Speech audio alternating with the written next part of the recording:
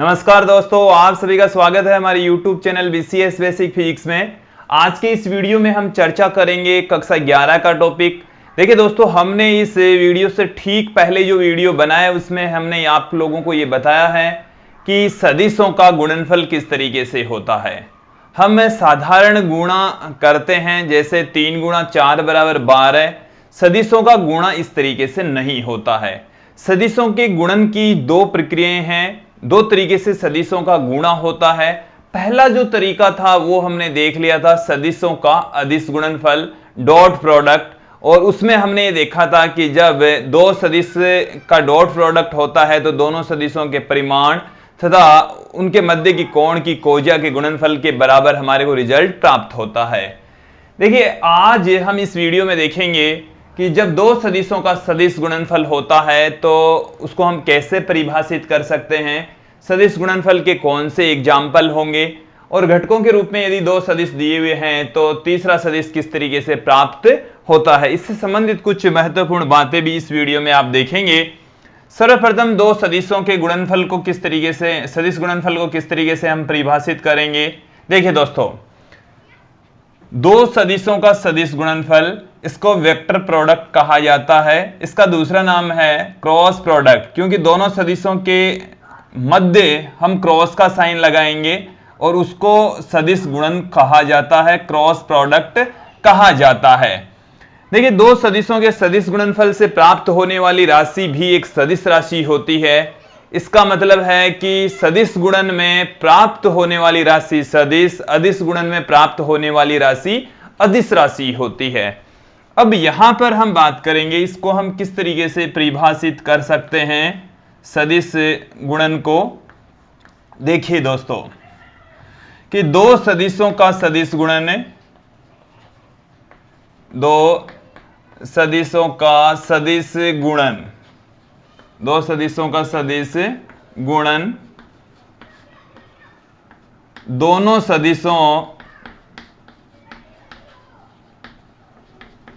दोनों सदिशों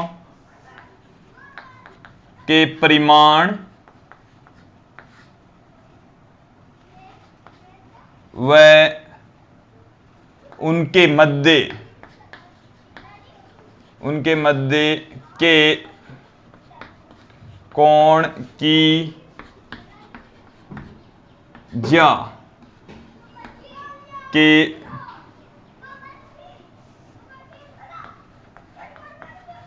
गुणनफल के बराबर होता है तथा उसकी दिशा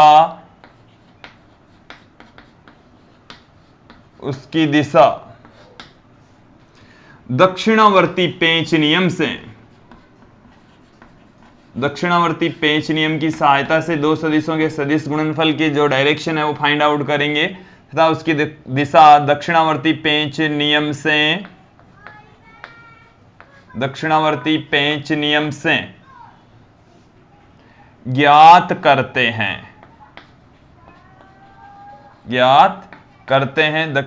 सदिशों के सदिश गुणनफल से प्राप्त होने वाली राशि सदिश राशि होती है। तो सदिशों का जब सदिश गुणन होता है, सदिशों के सदिश गुणन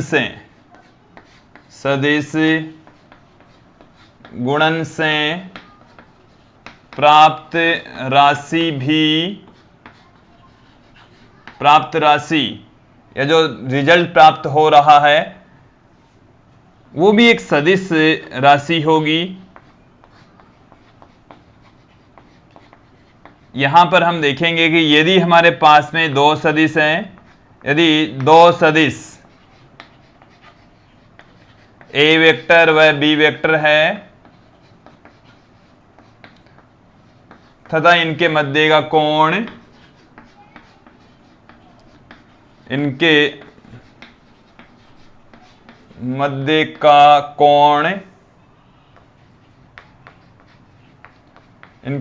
कोण थीटा है। दोनों के बीच का एंगल जब थीटा है, जैसे हम कंसीडर कर लें कि ये हमारे पास में ए वेक्टर है, ये हमारे पास में दूसरा सदिश है बी वेक्टर, और दोनों के बीच का जो एंगल है वो है थीटा।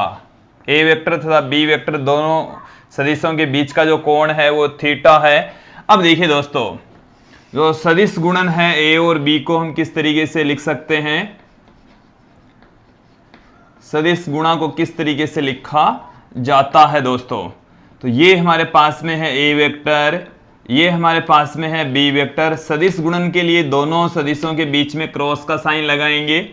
देखिए किस तरीके से लिखा जाता है, पहले सदिश का परिमाण इंटू दूसरे सदिश का परिमाण इंटू साइन थीटा।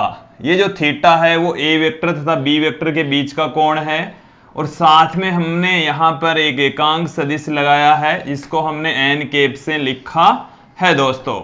यहां पर आप देखेंगे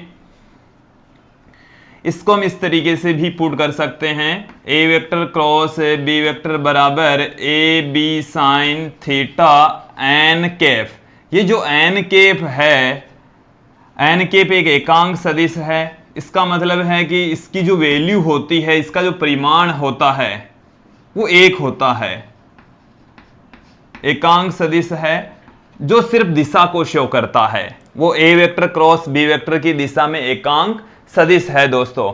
और ए वेक्टर क्रॉस बी वेक्टर की जो डायरेक्शन है वो दक्षिणावर्ती पेंच नियम की सहायता से निकालेंगे। देखिए दक्षिणावर्ती पेंच नियम है क्या, वो आप समझेंगे। दक्षिणावर्ती पेंच नियम, अब यहां पर हम बात करेंगे दक्षिणावर्ती पेंच नियम की। जो दक्षिणावर्ती पेंच नियम है वो क्या है, देखिए दोस्तों, जैसे ये हमारे पास में दो सदिश हैं, पहला सदिश है ए वेक्टर, दूसरा सदिश है बी वेक्टर। दोनों सदिशों के बीच का जो कोण है वो थीटा। देखिए दोस्तों, आपको क्या करना है कि पहले सदिश से दूसरे सदिश की ओर पेंच को घुमाना। जैसे ये हमारे पास में पेंच है, और पहले सदिश से दूसरे सदिश की ओर जब हम पेंच को घुमाएंगे तो वो जो पेंच है वो बाहर की ओर, बोर्ड के तल के लंबवत बाहर की ओर निकलेगा। इसका मतलब है जब पेंच इस तरीके से घूमता है तो बोर्ड के तल के लंबवत अंदर की ओर जाएगा, इस तरीके से घूमेगा तो वो बाहर निकलेगा। तो पहले सदिश से दूसरे सदिश की ओर पेंच को घुमाएंगे तो उसके आगे बढ़ने की दिशा ही दोनों सदिशों के सदिश गुणनफल से प्राप्त होने वाले सदिश की दिशा को व्यक्त करेगा, अर्थात एन कैप को रिप्रेजेंट करता है। तो यहां पर यदि हम देखें तो वो होगा बोर्ड के तल के लंबवत बाहर की ओर, बोर्ड के तल के लंबवत बाहर की ओर इसकी डायरेक्शन होती है। वो ए वेक्टर से भी 90 डिग्री के एंगल पर होता है, बी वेक्टर से भी 90 डिग्री के एंगल पर होता है, क्योंकि जो ए और बी है वो बोर्ड के तल में है, इस तरीके से मौजूद है, जबकि एन कैप इस तरीके से मौजूद होगा दोस्तों। दूसरे तरीके से भी आप इसकी डायरेक्शन फाइंड आउट कर सकते हैं, दाहिने हाथ के अंगूठे के नियम की सहायता से, दक्षिण हस्त अंगुष्ठ नियम की सहायता से। कैसे? अंगुलियों को, दाहिने हाथ की अंगुलियां तथा अंगूठे को इस तरीके से रखना है कि अंगुलियां पहले सदिश से दूसरे सदिश की ओर जानी चाहिए। तो अंगूठा दोनों सदिशों के सदिश गुणनफल की दिशा को व्यक्त करेगा। तो पहले सदिश से दूसरे सदिश की ओर अंगुलियां घूमी हुई है, तो अंगूठा बोर्ड के तल के लंबवत बाहर की ओर है दोस्तों। तो बाहर की ओर दोनों सदिशों के सदिश गुणनफल की दिशा यहां पर एन कैप है, तो एन कैप बोर्ड के तल के लंबवत बाहर की ओर होता है दोस्तों। तो मुझे उम्मीद है आप लोगों को जो सदिशों का सदिश गुणनफल है उसकी डेफिनेशन समझ में आई होगी। दोस्तों कुछ महत्वपूर्ण तथ्य हम यहां पर देख रहे हैं। पहला जो तथ्य है कि जो सदिश गुणन है वो क्रम विनिमय गुणधर्म का पालन नहीं करता। सदिश गुणन क्रम विनिमय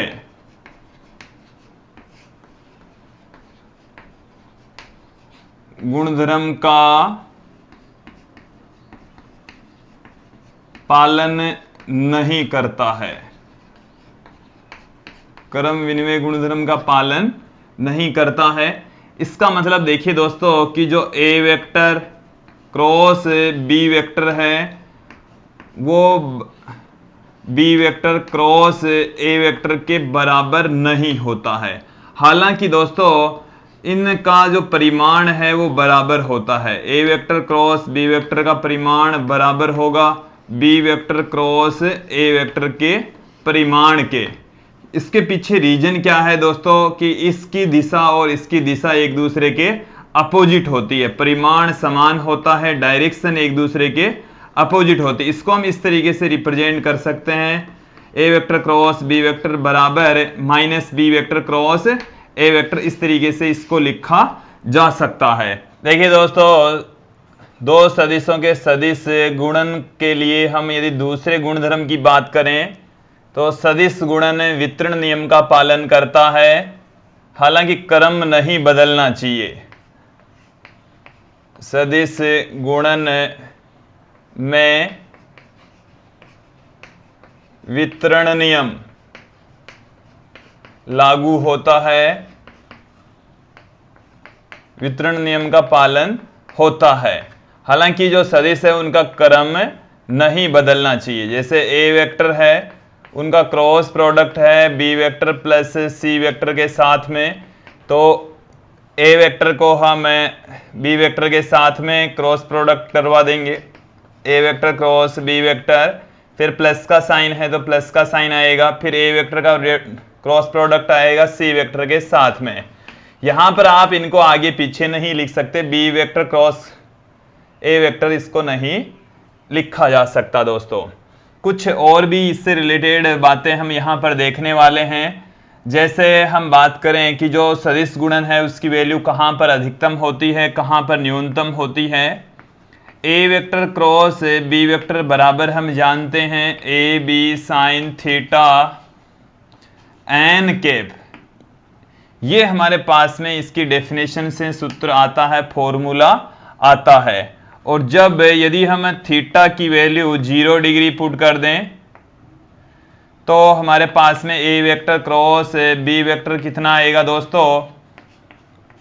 यहां पर देखिए, यदि यहां पर 0 पुट कर देंगे तो पूरी की पूरी वैल्यू है वो 0 हो जाएगी, मान 0 आएगा, A vector cross B vector equal to 0 आ जाएगा दोस्तों। और यहां पर हम जानते हैं कि A vector cross B vector है वो एक सदिश राशि होती है, इसकी वैल्यू 0 आ रही है, यहां पर भी एक 0 आ रहा है, ये भी एक सदिश राशि है, ये 0 वेक्टर है, इसको इस तरीके से रिप्रेजेंट कर सकते हैं।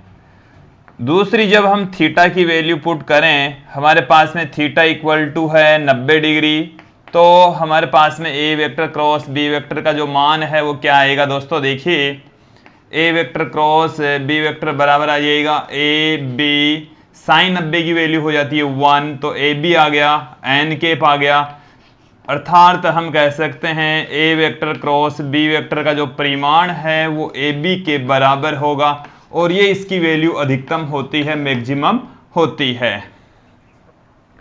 देखिए दोस्तों, यदि हम थीटा की वैल्यू 180 डिग्री पुट करें तो भी हमारे पास में ए वेक्टर क्रॉस बी वेक्टर की जो वैल्यू है वो 0 प्राप्त होगी दोस्तों। यदि स्वयं उसी सदिश से सदिश गुणा करें कि समान सदिशों के बीच में सदिश गुणन हो, तब कौन से रिजल्ट प्राप्त होंगे। देखिए दोस्तों, समान सदिशों के मध्य गुणन के मध्य सदिश गुणन कि जैसे हम बात करें ए वेक्टर और उसका हम ए वेक्टर के साथ में ही सदिश गुणन करवाएं, तो देखिए जो डेफिनेशन है उसके अकॉर्डिंग हम चलेंगे। ए सदिश का परिमाण इंटू फिर ए सदिश का परिमाण इंटू साइन, दोनों के बीच का जो एंगल है वो 0 हो जाएगा, क्योंकि ए सदिश और दूसरा वाला भी ए सदिश ही है, दोनों सदिशों का परिमाण समान, डायरेक्शन समान, दोनों के बीच का कोण 0 होगा। दोनों के बीच का कोण जब 0 होगा तो ए वेक्टर क्रॉस ए वेक्टर बराबर आ जाएगा 0 वेक्टर दोस्तों, 0 वेक्टर प्राप्त होगा। दो सदिशों को गुणा जब हम करते हैं तो 0 वेक्टर, या इसको थोड़ा सा डार्क करके इस तरीके से मोटा 0 दिखा सकते हैं, इस तरीके से भी इसको पुट किया जा सकता है दोस्तों। यदि हम जो अभिलंबवत एकांक सदिश होते हैं आई कैप, जे कैप और के कैप, उनका क्रॉस प्रोडक्ट करवाएं तो किस तरीके से आता है। देखिए दोस्तों, आई कैप, जे कैप और के कैप का सदिश गुणन का, इनका आपस में ही हम आप लोगों को सदिश गुणन समझा रहे हैं, बता रहे हैं क्या प्राप्त होगा, कैसे प्राप्त होगा। आई कैप को जब हम आई कैप से ही सदिश गुणा करवा देंगे तो 0 प्राप्त होगा। आई कैप को आई कैप से तो समान सदिशों का सदिश गुणन है वो 0 होगा। जे कैप का जे कैप के साथ में सदिश गुणन फिर से 0 प्राप्त होगा। के कैप का यदि आप के कैप के साथ में ही क्रॉस प्रोडक्ट करवा देंगे तो 0 प्राप्त होगा। समान सदिशों के बीच का कोण 0, तत्पश्चात जो सदिश गुणन है वो भी 0 प्राप्त हो जाएगा। तो i cap cross I cap, J cap cross j cap और के कैप क्रॉस के कैप 0 होगा, 0 के इक्वल होगा। यदि हम आई कैप को जे से या जे को के से, के को आई से मल्टीप्लाई कर दें, क्रॉस मल्टीप्लाई कर दें, तो हमारे पास में क्या प्राप्त होगा। देखिए, इसको समझने के लिए हमें एक सर्किल का निर्माण कर रहा हूं और इस सर्किल के ऊपर हम आई कैप, जे कैप और के कैप को रखेंगे। जैसे ये आई कैप है और ये है जे कैप और ये है दोस्तों के कैप। यदि हमने जो एरो के निशान दिखाए हैं उसके अकॉर्डिंग यदि चले, हम आई कैप को जे कैप से क्रॉस मल्टीप्लाई कर देंगे तो के कैप आएगा, जे को के से करेंगे तो आई आएगा, के को आई से करेंगे तो जे आएगा। लेकिन यदि आपने सीक्वेंस बदल दी, क्रम बदल दिया है, तो एक नेगेटिव साइन आएगा, आएगी तो अगली वैल्यू ही। जैसे आई को कैसे कराएंगे तो जे आएगा, बट आप एरो का निशान तो इधर है, हम चल इधर रहे हैं, इसलिए एक नेगेटिव साइन आएगा। देखिए दोस्तों, समझेंगे मैंने क्या बात बताई है अभी कि आई कैप क्रॉस जे कैप, आई को जैसे करेंगे क्रॉस मल्टीप्लाई तो के आएगा दोस्तों, तो ये आ गया हमारे पास में के कैप। फिर जे कैप को यदि हम के कैप से क्रॉस मल्टीप्लाई कर दें, जे का के से कर दें तो आ जाएगा आपके पास में आई कैप, और के को यदि हम आई से कर दें, के कैप क्रॉस आई कैप बराबर आ जाएगा जे कैप। ये हमारे पास में इनके क्रॉस मल्टीप्लाई आ गए। यदि आई जे कैप की सीक्वेंस नहीं बदलती है तो, यदि इनकी सीक्वेंस बदल दी जाए, जैसे मान लीजिए कि पहले आप जे कैप लें और इसको आई कैप से क्रॉस मल्टीप्लाई करें, तो जे कैप इसको इससे मल्टीप्लाई करेंगे तो आएगा तो के कैप ही, बट आप अपोजिट डायरेक्शन में चल रहे हैं इसलिए माइनस में आएगा दोस्तों। इसी प्रकार से आप के को जैसे मल्टीप्लाई कर दीजिए क्रॉस मल्टीप्लाई, तो k cap cross j cap equal to minus में आई कैप आएगा। फिर उसी प्रकार से आई कैप को यदि के कैप से क्रॉस मल्टीप्लाई कर देंगे तो माइनस में जे कैप आएगा। तो इन तीनों में सीक्वेंस अपोजिट है, और यदि सीक्वेंस वाइज चलेंगे तो अगला जो सदिश है इसी क्रम में आता चला जाएगा दोस्तों। तो ये जो सदिश गुणा हमने दिखाया है वो दो सदिशों का, जो एकांक सदिश हैं, एकांक लंबुत सदिश है, उनका सदिश गुणन आप लोगों को बताया। अब दोस्तों हम दो सदिश लेंगे यहाँ पर और दोनों सदिशों को घटकों के रूप में रखेंगे, फिर उनका क्रॉस मल्टीप्लाई आप लोगों को समझा रहे हैं। देखिए दोस्तों, जैसे हमारे पास में दो सदिश हैं ए वेक्टर तथा बी वेक्टर। ए वेक्टर बराबर हमारे पास में है ए अक्स आई cap plus A y j cap plus A z k cap. इसी प्रकार से हमने दूसरा सदिश लिया है बी वेक्टर बराबर बी अक्स आई cap plus B y j cap plus B z k cap. हमारे पास में दोनों सदिश घटकों के रूप में हैं, आई कैप जे कैप और के कैप इनके एकांक सदिश हैं एक्स वाई जेड दिशा में, तथा एक्स वाई जेड दिशा में इनके ये घटक हैं दोस्तों। क्रॉस मल्टीप्लाई किस तरीके से किया जाएगा, जैसे ये हमारे पास में ए वेक्टर है, तो ए वेक्टर की जो वैल्यू है A x i cap A y j cap plus A z k cap, इसका क्रॉस मल्टीप्लाई होना है दोस्तों। ये क्रॉस मल्टीप्लाई का साइन है बी वेक्टर, तो B x i cap plus B y j cap plus B z k cap. अब यहां पर आप देखेंगे क्रॉस मल्टीप्लाई के अंदर इसको हम एक एक करके तीनों राशियों से क्रॉस मल्टीप्लाई करेंगे, इसका हम तीनों राशियों के साथ में क्रॉस मल्टीप्लाई करेंगे, फिर इसका भी हम इन तीनों राशियों के साथ में क्रॉस मल्टीप्लाई करेंगे, और जो रिजल्ट आएगा हमारे पास में वो इनका क्रॉस मल्टीप्लाई आ जाएगा दोस्तों। तो देखिए दोस्तों, ध्यान देंगे, इसको इससे मल्टीप्लाई करेंगे तो हमारे पास में आ गया A x into B x i cap cross I cap, i cap cross I cap. फिर इसको जब हम इससे मल्टीप्लाई करेंगे तो हमारे पास में आ गया, फिर प्लस में चलेगा A x B y i cap cross j cap, फिर प्लस में इसको इससे मल्टीप्लाई कीजिए A x B z i cap cross k cap. फिर देखिए दोस्तों, इसको इससे मल्टीप्लाई करेंगे, क्या आ जाएगा ए वाई बी एक्स जे कैप क्रॉस आई कैप। फिर प्लस में देखिए दोस्तों ए Y B y j cap cross j cap.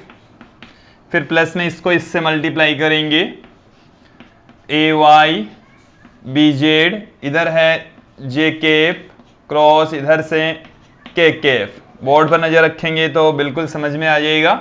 इसको इससे मल्टीप्लाई कर दीजिए दोस्तों, क्रॉस मल्टीप्लाई करना है तो यहां तो ये तो कांस्टेंट की भांति काम कर रहे हैं, ए जेड बी एक्स ये अदिश के रूप में काम कर रहे हैं, ए जेड बी एक्स। फिर ये सदिश से इनका क्रॉस मल्टीप्लाई, क्योंकि दोनों के बीच में क्रॉस का साइन लगा हुआ है, तो यहां से के कैप क्रॉस आई कैप। फिर प्लस में इसको इससे क्रॉस मल्टीप्लाई कर दीजिए ए जेड बी वाई के कैप क्रॉस जे कैप। फिर प्लस में देखिए दोस्तों, इसको इससे क्रॉस मल्टीप्लाई कर दीजिए ए Z B z k cap cross k cap. यहां पर आप देखेंगे कि कुछ राशियां, जैसे ये वाली राशि के कैप क्रॉस के कैप, ये जीरो हो जाता है, पूरी राशि पूरा पद ही जीरो हो जाएगा। यहां पर ये वाला पद भी जीरो हो जाएगा, ये वाला पद भी जीरो हो जाएगा, क्योंकि आई कैप क्रॉस आई कैप जीरो, जे cap cross j cap zero, के कैप क्रॉस के कैप भी जीरो। कुछ हमने जो अभी सूत्र बताए उन्हीं सूत्रों का प्रयोग करते हुए हम जो फाइनल रिजल्ट है उस पर पहुंचेंगे दोस्तों। देखिए क्या है जो अभी हमने आप लोगों को बताए हैं, उसी के अकॉर्डिंग देखेंगे कि ये हमारे पास में है A vector cross B vector. तो यहां से देखिए दोस्तों, ए एक्स बी वाई पढ़ाई है, A x B y i cap cross j cap, ये हो जाएगा के कैप। ये अभी हमने थोड़ी देर पहले ही बताया है आप लोगों को कि इस सीक्वेंस के अकॉर्डिंग चलेंगे हम, कि यदि ये आई कैप है ये जे कैप है तो इसका जो रिजल्ट है वो आएगा k cap. I cap cross j cap बराबर आ जाएगा के कैप। तो यहां पर ये i cap cross j cap है तो के कैप आ गया ए एक्स बी जेड।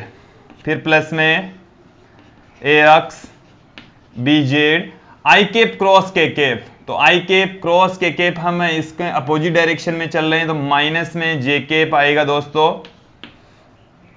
फिर जे कैप क्रॉस आई कैप, तो जे को इधर चलेंगे तो माइनस में के कैप आएगा दोस्तों। तो प्लस में यहां से देखिए ए वाई बी एक्स माइनस में के कैप। फिर यहां पर ये जीरो हो गया है। फिर यहां पर देखिए दोस्तों प्लस में ए Y B Z J cap cross k cap. जे को कैसे करेंगे तो आई आ जाएगा, ये प्लस में ही आएगा दोस्तों, तो प्लस में आई कैप। अब देखिए यहां से ये वाला जो मल्टीप्लाई है ए जेड बी एक्स, प्लस में चल रहा है ए जेड बी एक्स के कैप क्रॉस आई कैप। तो के कैप को आई कैप से क्रॉस मल्टीप्लाई करेंगे तो जे कैप आ जाएगा प्लस में, तो प्लस में जे कैप आ गया। फिर हमारे पास में है ए जेड बी वाई के कैप क्रॉस जे कैप। तो k cap cross j cap, तो हम अपोजिट डायरेक्शन में चल रहे हैं, माइनस में आई कैप आ जाएगा। देखिए दोस्तों ये वाला जो पद है वो जीरो हो ही जाएगा। अब यहां पर हम वापस देखते हैं, A vector cross B vector बराबर क्या निकल कर आ रहा है दोस्तों। यहां पर के कैप के दो पद हैं, आई कैप के भी दो पद हैं और जे कैप के भी दो पद हैं। तो सबसे पहले मैं आई कैप के दोनों पदों को लेकर चलता हूं। इन दोनों में से ये ए वाई बी जेड और ये यहां पर माइनस में है तो ये वाला पद है माइनस में आ जाएगा। देखिए दोस्तों हम इसको कैसे पुट कर सकते हैं, ए वाई बी जेड माइनस में ये आ जाएगा हमारे पास में ए Z B y i cap. फिर प्लस में देखिए दोस्तों दूसरा जो y वाला पद है वो देखेंगे, j वाले दोनों पद हैं वो देखिए दोस्तों, यहां से ये तो प्लस में है, तो प्लस में हमारे पास में है ए जेड बी अक्स, फिर ये है माइनस में ए अक्स बी जेड, और ये आ गया यहां पर हमारे पास में जे कैप। फिर प्लस में देखिए दोस्तों ये है हमारे पास में प्लस में के कैप, तो ए अक्स बी वाई माइनस में ए वाई बी अक्स, और ये आ गया हमारे पास में के कैप। तो दो सदिशों का क्रॉस मल्टीप्लाई जब यदि वो दोनों घटकों के रूप में हो तो इस तरीके से उनका क्रॉस मल्टीप्लाई होगा दोस्तों। अब हम सदिश गुणन के कुछ एग्जाम्पल लेंगे, और सदिश गुणन के कुछ एग्जाम्पल्स में देखेंगे आप कि जब घूर्णन गति से रिलेटेड कुछ सदिश होते हैं तो उनसे संबंधित जो सदिश होंगे उनको हम सदिश गुणन के रूप में व्यक्त कर सकते हैं। जैसे हम बात करें कि तो बलयुग्म आघूर्ण बराबर होता है r vector cross F vector. इसी तरीके से आप देखेंगे कोणीय संवेग जे बराबर होता है r vector cross p vector. इसी तरीके से आप देखेंगे v बराबर होता है omega vector cross r vector दोस्तों। तो ये है बलयुग्म आघूर्ण, ये है कोणीय संवेग, और ये है वेग, ये r दूरी है, ये f बल है, ये r दूरी ही है। घूर्णन सदिश घूर्णन से इसकी दूरी है पार्टिकल की कण की। ये कोणीय, ये रेखीय संवेग, ये कोणीय संवेग, ये कोणीय वेग, ये रेखीय वेग, और ये है r वेक्टर। तो हमने इस वीडियो में देखा दोस्तों कि जो दो सदिशों का सदिश गुणनफल है वो क्या होता है, उसको हम किस तरीके से परिभाषित कर सकते हैं, और किस तरीके से एकांक सदिशों का सदिश गुणन होता है, और कुछ एग्जाम्पल्स भी हमने यहां पर इस वीडियो में देखे हैं दोस्तों।